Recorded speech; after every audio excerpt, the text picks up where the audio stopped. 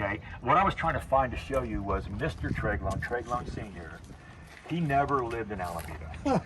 All right, he lived up in Amador City. He was a miner. He was a Welsh miner. We have a picture of him. Unfortunately, I can't find it to show you.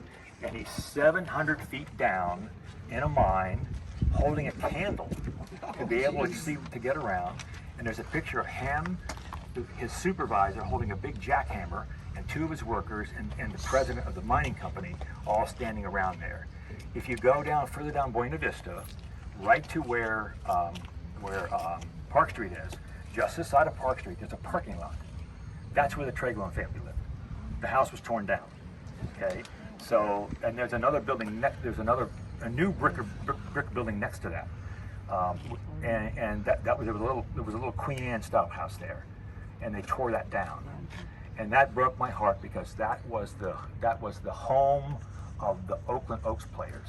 Oh. There's some mom of the Oakland Oaks players, and I can't name them anymore, but these really, if you're an Oakland Oaks person, you know, all these famous people, we used to hang around in there, and they tore the house down, and they tore it down during Alameda History Week or something like that. And so we put in the paper a picture of them tearing the house down, and on the top of the page it said, Alameda celebrates History Week.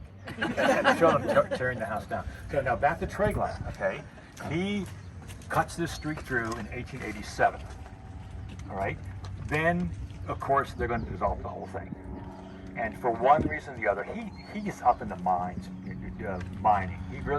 He's like Christensen. Remember I told you Christensen built the house, and he's up in the mine. Same thing, making a lot of money. So probably his family, his sons, put this through, and when we walk through, we're going to see 2 or 3 Victorian era homes. That's what they built. And then for some reason or another, they built this, they sold the property to a developer during the Depression. And in 1932 and 1933, they built these smaller houses. And it's not for little people, it's not for dwarfs. I want to tell you what, this is my theory, okay? I had the privilege 2 summers of working for a construction company that worked on fixing schools up. And when the school started again, I was there for 4 of these things.